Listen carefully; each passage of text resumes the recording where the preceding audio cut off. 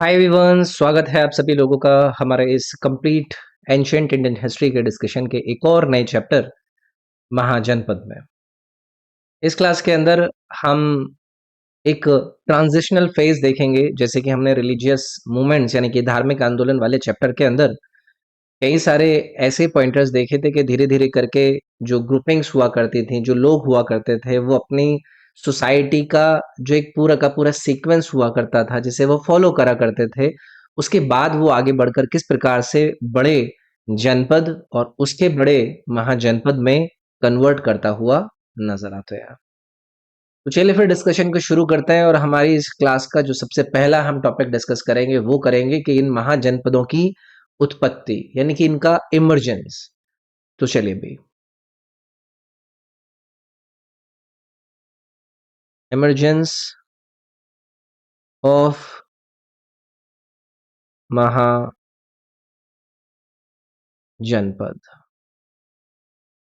देखो होता क्या है, जब हम 6th सेंचुरी बीसी जिस पर हमने जैनिज्म और बुद्धिज्म को भी डिस्कस किया था, इस 6th सेंचुरी बीसी पर आते आते आयरन का जो यूज था वो काफी बड़े स्तर पर होने लगा। और इस आयरन के यूज की वजह से ही जो बड़े बड़े जंगल हुआ करते थे उन जंगलों को काटा जाने लगा। बड़े बड़े एरिया क्रिएट होने लगे, बड़े बड़े सिटीज क्रिएट होने लगे। जो हमारा गैंगटिक प्लेन होता है वहां पर अब आपको नजर आने लगा कि लोग आकर सेटल होने लगे। आपको इन बड़े बड़े शहरों के अंदर बड़े बड़े ग्रुप्स नजर आने लगे। ऐसे जो रीजन्स, ऐसे जो क्षेत्र हैं वो अब आपके 6th सेंचुरी बीसी आते आते एग्जिस्टेंस में आते हुए नजर आए। जो नए आयरन टूल्स और वेपन्स को आप इंक्रीज होता हुआ देखते हैं, उनके प्रोडक्शन को इंक्रीज होता हुआ देखता है, तो इससे क्या फायदा हुआ? इन नए वेपन्स को, इन नए तरीके के बनने वाले जो औजार हैं, इसको एग्रीकल्चर के अंदर यूज किया गया। तो इससे क्या होता है, जो फूड ग्रेन है यानी कि जो खाद्यान्न है उनकी प्रोडक्शन इंक्रीज होती है। इन खाद्यान्न के साथ साथ जो वॉरफेयर हुआ करता था यानी कि युद्ध वगैरह के अंदर जो उपयोग में लाने वाले आपके उपकरण हुआ करते थे वो नए नए आपके बनने शुरू होता है। एक प्रकार से एक नई अग्रेरियन इकोनॉमी आपको नजर आती है। आपको बड़े बड़े शहर सेटल होते हुए नजर आते हैं। जो प्रोडक्शन हुआ करता था उसमें आपको बढ़ोतरी यानी कि इंक्रीज देखने के लिए मिलता है। और ये जितने भी सरप्लस आपके लार्ज सेटलमेंट के डेवलपमेंट, आर्मी का बनना, आप इन आर्मी के बनने के बाद एक बड़े क्षेत्र को आता हुआ देखते हैं बड़ी बड़ी कमांड्स के अंडर में। अब अगर कोई व्यक्ति किसी बड़े क्षेत्र को कमांड कर रहा है तो इसका मतलब ये होगा कि एक एरिया ऐसा बन चुका है जिसके ऊपर आपको एक शासक बैठा हुआ नजर आएगा और इन बड़े रीजन्स को ही नाम दिया गया जनपद का। और ऐसे ही जो कई सारे जनपद आपके आगे मिलकर एक साथ आते हैं, उन कई सारे जनपद का अगर आप एक सिंगल रूप देखते हैं, उनको कहा गया महाजनपद। तो चलिए फिर इसके बाद हम डिस्कस करते हैं कुछ ऐसे इंपॉर्टेंट जनपद जिनके नाम उनके रूलर्स के नाम पर पड़े। तो आपको ऐसे जनपदों के जिक्र के बारे में सुनने के लिए मिलता है जिनके राजाओं के नाम पर उनके नाम नजर आते हैं। उसमें सबसे फेमस आप लोगों को नजर आएगा पांचाल। एक जनपद हुआ करता था जिसके राजा के नाम पर इसका नाम पड़ा। ऐसे ही कौशल, ऐसे ही काशी, ऐसे ही सुरसेना, ऐसे ही विधेया। तो ये क्या है, ये भी जनपद हुआ करते थे। और इन सभी जनपद के जो नाम रखे गए थे वो इन लोगों के नाम पर थे जिन राजाओं ने इन जनपदों को क्या किया, रूल किया, इनके ऊपर शासन किया। अभी जितने भी जनपदों की मैं बात कर रहा हूं ना, ये या तो किंगडम्स हुआ करती थी, साम्राज्य हुआ करते थे, या फिर ये ना रिपब्लिक्स हुआ करते थे। रिपब्लिक्स का मतलब क्या हो जाता है कि एक ऐसा एरिया जिसको कौन गवर्न कर रहा है, वहां के लोग उसको चला रहे हैं। वो लोग उसको, रिपब्लिक को कैसे चला रहे हैं? क्योंकि इन्होंने जो अपना हेड है, अपना जो मुखिया है, उसको इलेक्ट किया है, उसको चुनकर भेजा है। तो जितने भी ये प्राचीन टाइम के रिपब्लिक्स हुआ करते थे, उनको लेकर कहा जाता है कि उसको कौन-सी क्लैन रूल किया करती थी, तो उनको रूल किया करते थे क्षत्रियास। क्षत्रिय कैन इन रिपब्लिक्स को रूल किया करते थे। कई सारे ऐसे भी इतिहासकार हैं जो कि ये कहते हैं कि भई ये ना ओलिगार्की सिस्टम हुआ करता था। ओलिगार्की सिस्टम का मतलब ये होता है कि जो धन प्रबुद्ध आदमी होते हैं, जिनके पास बहुत पैसा होता है, वो रूल कर रहे होते हैं और ये लोग नॉन क्षत्रिय को इस रिपब्लिक को रूल करने में नहीं परमिशन दिया करते थे। जैसे-जैसे समय आगे बढ़ता है, ये जिन जनपदों के नाम मैंने अभी आप लोगों के सामने यहाँ पर रखे, ये जनपद इमर्ज होते हैं, ये और बड़ा बनते हैं और ये आपको एक महाजनपद के रूप में नज़र आते हैं। क्यों? क्योंकि इनका जो टेरिटोरियल एक्सटेंट था, जो इनका क्षेत्रीय प्रसार था, वो क्या होता चला जाता है, धीरे-धीरे बढ़ता चला जाता है। कैसे बढ़ता चला जाता है? ये अपने आस-पास वाले जनपदों के ऊपर आक्रमण करते हैं, उनके ऊपर विजय प्राप्त करते हैं और वहाँ पर अपना कंट्रोल स्थापित करते हैं। इमर्जेंस ऑफ महाजनपद से संबंधित ये कुछ पॉइंटर्स हमने जाने। अब हम आएंगे अपने 6 महान जनपदों के डिस्कशन पर। 16 सॉरी, 16 महाजनपद।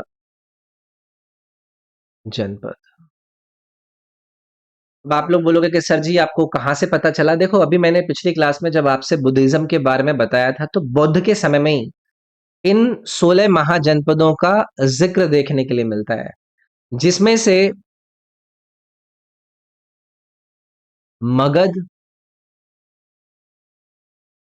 वत्स, कोसल और अवंती, ये ऐसे महाजनपद हुआ करते थे जिनको आप किस कैटेगरी में रखते हैं? सबसे ज्यादा पावरफुल कैटेगरी में रखते हैं। कारण इनका यही है कि इन्होंने अपने आसपास वाले जनपदों के ऊपर बहुत ही बड़े स्तर पर आक्रमण किए, उनको अपने साथ मिलाया और अपने महाजनपदों को क्रिएट किया। और जितने भी हम महाजनपदों का जिक्र कर रहे हैं, इसमें मेजॉरिटी जो आपको महाजनपद नजर आएंगे, अगर हम अपने प्यारे भारत की बात करते हैं और हम विंध्य जो रेंजेस हैं उसकी बात करते हैं, तो उसके नॉर्थ साइड में आपको ये मेजॉरिटी ऑफ महाजनपद लोकेटेड नजर आएंगे, जिनको आप भारत के देश के नॉर्थ वेस्ट वाले रीजन से आज के बिहार वाले रीजन तक फैला हुआ देखते हैं। आपस में जितने भी महाजनपद हुआ करते थे, इनकी आपस में लड़ाइयां बजा करती थी। समय समय आगे बढ़ता है, कभी किसी मुद्दे की वजह से, कभी किसी मुद्दे की वजह से। और जो सबसे पावरफुल महाजनपद इन सभी में निकल कर आता है, वो कौन सा निकल कर आता है? मगध। तो अल्टीमेटली आप ये कह सकते हैं कि जो पहला पावरफुल किंगडम हमारे देश के अंदर बनता है, वो कौन बनता है? मगध।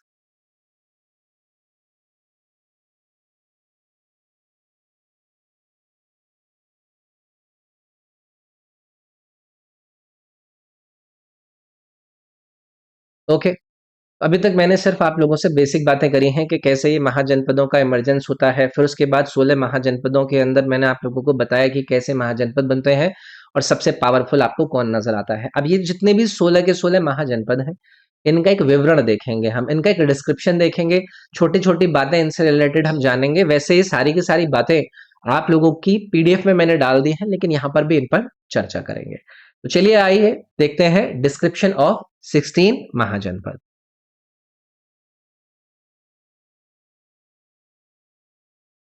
अब इनके बारे में जानना क्यों ज़रूरी हो जाता है? क्योंकि कहीं से भी कुछ भी सवाल पूछ लेते हैं ये।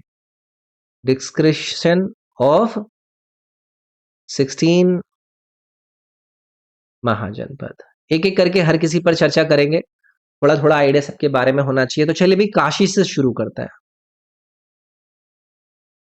काशी। अब ऐसे नहीं पूछेंगे कि भई इसकी डायनेस्टीज़ बताइए या ये बताइए। लेकिन जो मोस्ट पावरफुल महाजनपद आपको नज़र आते हैं, उनमें से आपको काशी का नाम देखने के लिए मिलता है।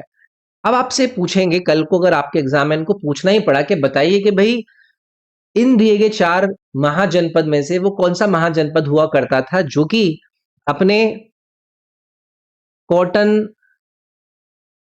टेक्सटाइल्स के लिए फेमस हुआ करता था और जो हॉर्सेस के मार्केट हुआ करते थे,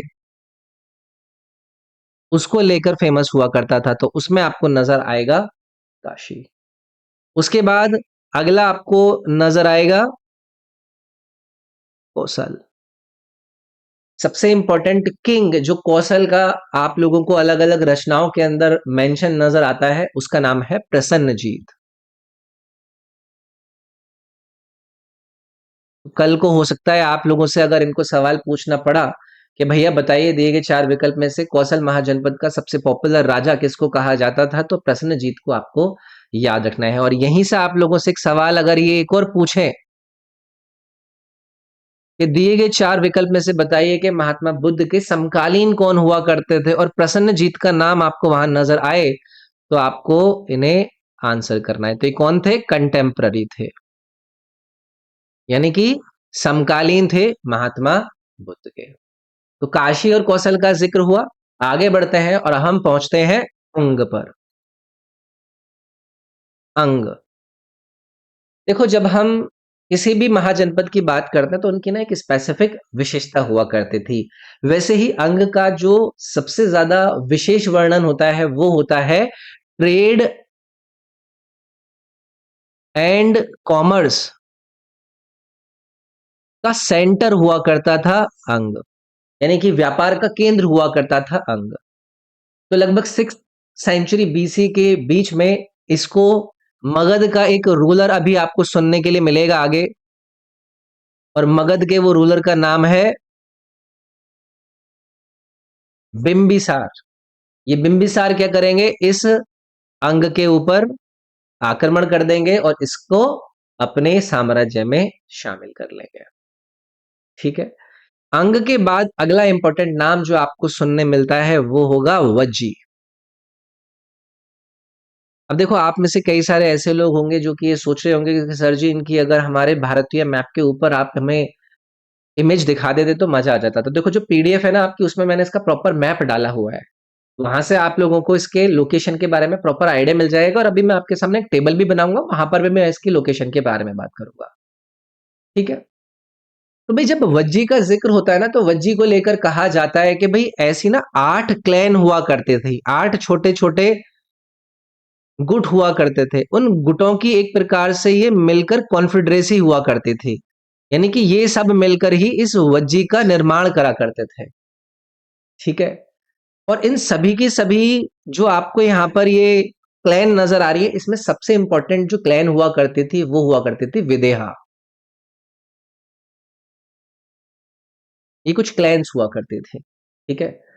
और आप लोगों को अगर कल को ये पूछें कि बताइए कि भाई मिथिला की राजधानी क्या हुआ करती थी, या फिर मिथिला की राजधानी इस जगह पर भी हुआ करती थी, तो मैं यहाँ पर लिख देता हूं कि मिथिला की कैपिटल के रूप में भी विधेया यूज हुआ करती थी। तो विधेया क्या है? कैपिटल के रूप में भी नजर आती है किसकी? मिथिला की। ठीक है। वज्जी हो गया। वज्जी के बाद आएगा भाई मल्ला। देखो छोटे छोटे पॉइंटर लिख रहा हूं मैं, कोई बहुत ज्यादा डिस्कशन नहीं करा रहा हूं इनके ऊपर, समझ रहे हो? इसीलिए ये आपकी इंपॉर्टेंट हो जाती है। जैसे मल्ला है, मल्ला को लेकर आप लोगों से क्या पूछ लिया जाएगा कि बताइए दिए गए चार विकल्प में से वो कौन सा महाजनपद था जहां पर महात्मा बुद्ध जी का देहांत हुआ था। इसी महाजनपद की एक जगह हुआ करती थी जिसका नाम क्या था? कुशीनगर।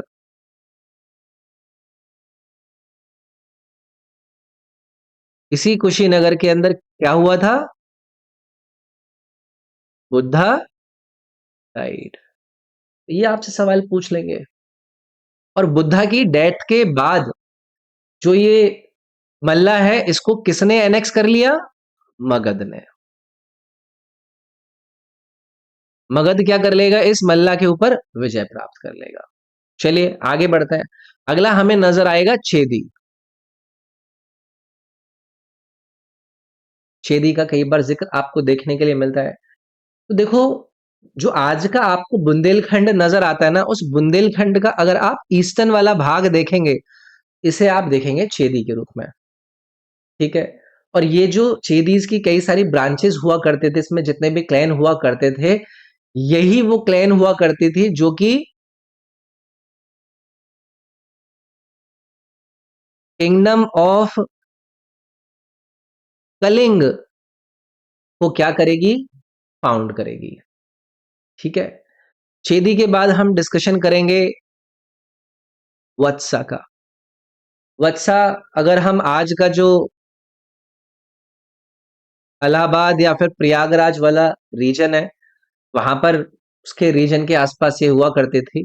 और अगर इस वत्सा किंगडम के आपसे सबसे पावरफुल रूलर का नाम पूछा जाए कल को, तो आपको इसमें उदाइन का नाम याद रखना है। ठीक है। वत्सा के बाद आएगा भाई आपका कुरु। कुरु, आप इसको ऐसे मान लीजिएगा कि जो हमारा आज का मेरठ दिल्ली वाला एरिया है ना, ये वहां पर आपका लोकेटेड है। और बुद्ध जी के समय में ये जो कुरु कंट्री हुआ करते थे, इसको कौन रूल किया करते थे? एक कौरव्य करके व्यक्ति हुआ करते थे, उनके द्वारा इसको रूल किया जाता था। तो मैं यहां पर लिख देता हूं, कौरव्य के द्वारा इसको रूल किया जाता था, कुरु को, जिनके नाम पर इसका नाम कुरु पड़ा। फिर आएगा भाई आपका पांचाल।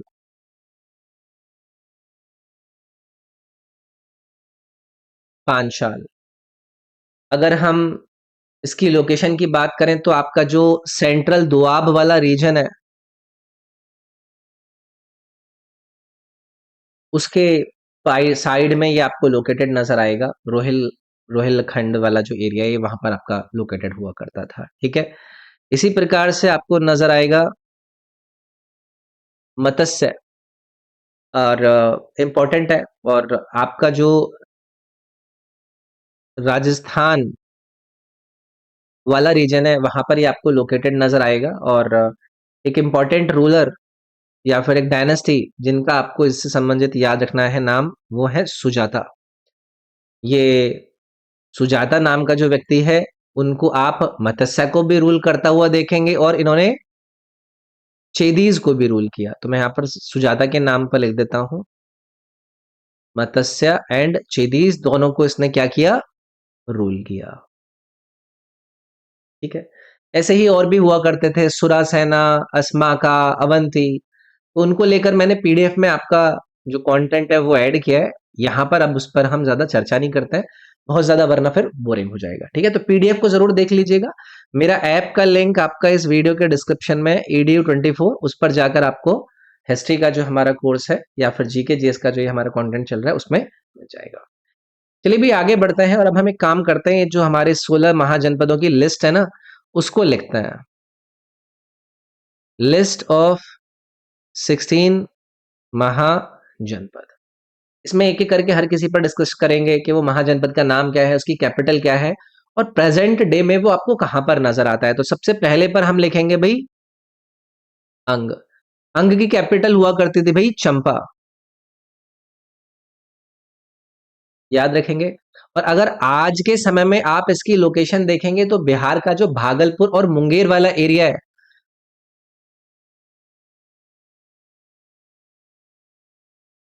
भागलपुर एंड मुंगेर वाला जो एरिया है, कहां पर? बिहार में, ये आपको वहां पर लोकेटेड आएगा। दूसरे नंबर पर हमें नजर आता है अस्माक। अस्माक की कैपिटल हुआ करती थी पैठान। और अगर हम आज की इसकी लोकेशन देखेंगे ना, तो तेलंगाना राज्य के अंदर है। तेलंगाना के अंदर आपको गोदावरी रिवर नजर आती है ना, तो उसके किनारे पर, तो मैं लिख देता हूं गोदावरी बैंक। ठीक है भाई। ये हमारा दूसरा हो गया। तीसरे नंबर पर आएगा अवंती। अवंती की कैपिटल कई बार आपके एग्जाम में पूछी जा चुकी है। तो दो इसकी कैपिटल हुआ करते थे, एक हुआ करती थी महिष्मती, और दूसरी हुआ करती थी महिष्मती एंड उज्जैनी। ये दो कैपिटल हुआ करती थी भाई अवंती की। याद रखिएगा, दोनों से रिलेटेड सवाल पूछे हैं। तो आपका इसकी लोकेशन क्या है? तो मध्य प्रदेश का जो मालवा रीजन है, वो इसकी लोकेशन हुआ करती थी अवंती की। ठीक है। चौथे नंबर पर आएंगे भाई आपके शेदी। चेदी की जो कैपिटल हुआ करती थी वो हुआ करती थी सूक्तमती। सूक्तमती कैपिटल है। और अगर मैं इसकी लोकेशन की बात करूंगा तो जो आपका उत्तर प्रदेश और एमपी के अंदर वाला बुंदेलखंड वाला रीजन नजर आता है ना, उसमें ये आपका लोकेटेड है। तो ये चार हो गए भाई। चलिए आइए, पांचवें नंबर का महाजनपद हमें नजर आएगा गांधार।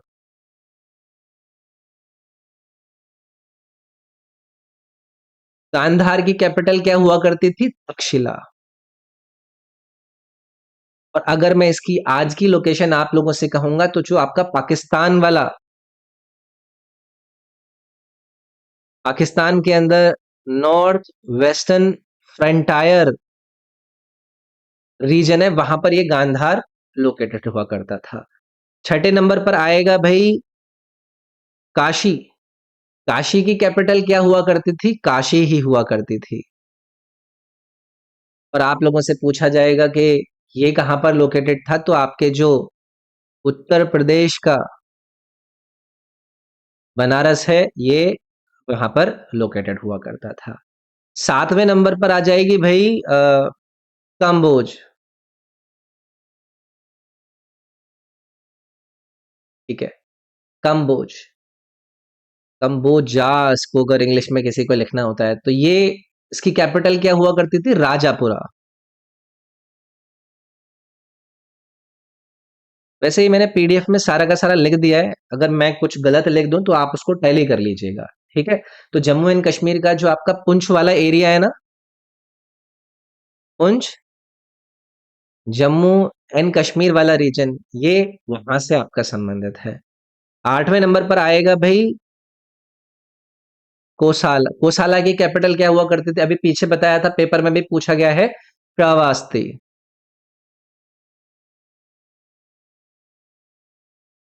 और इसको अगर आप लोकेशन देखेंगे तो उत्तर प्रदेश का जो ईस्टर्न वाला भाग है, वहां पर ये आपको कोसाला नजर आएगा। ऐसे ही और भी हुआ करते थे, सभी को लिख ही लेते हैं एक बार ना। कुरु, कुरु के बारे में भी मैंने पीछे भी आपको रेफरेंस दिया था, इसकी कैपिटल हुआ करती थी इंद्रप्रस्थ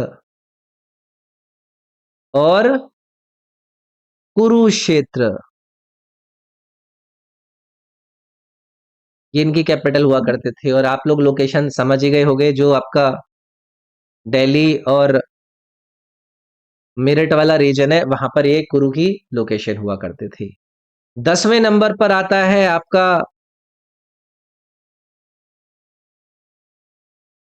मगध। मगध की जब हम कैपिटल के बारे में डिस्कशन करते हैं तो वो ट्रांसफर हुआ करती थी। तो यहां पर एक तो आप याद रख लीजिएगा, राजगीर और उसके अलावा पाटलिपुत्र। ठीक है, राजगीर एंड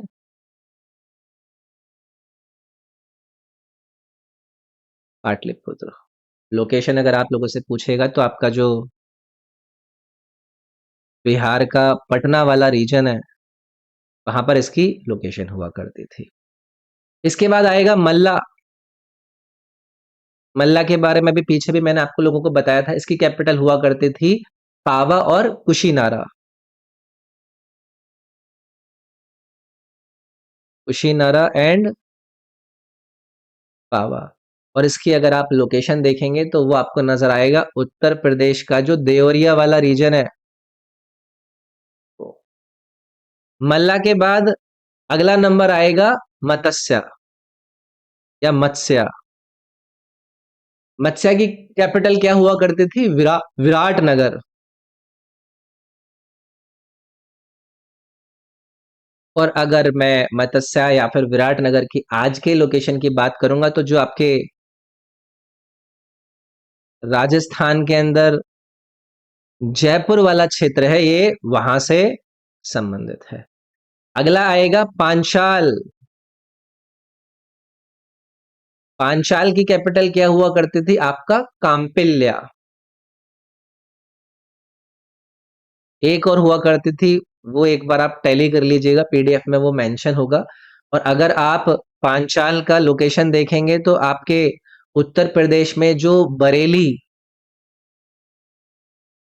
ठीक है, बरेली वाला रीजन और जो फर्रुखाबाद वाला रीजन है ये वहां पर लोकेटेड था। और 14, 15 और 16 नंबर पर कौन कौन से रह गए भी? सुरासेना का डिस्कशन कर लिया क्या? नहीं, अभी नहीं किया। सुरासेना एक इंपॉर्टेंट महाजनपद है जिसकी कैपिटल क्या हुआ करती थी? मथुरा। ये पूछा जा चुका है आपके पेपर के अंदर। तो जो आपका उत्तर प्रदेश का मथुरा वाला रीजन है वहां पर ये हुआ करता था। फिर आपके बचेंगे वज्जी, और इसकी कैपिटल हुआ करती थी वैशाली।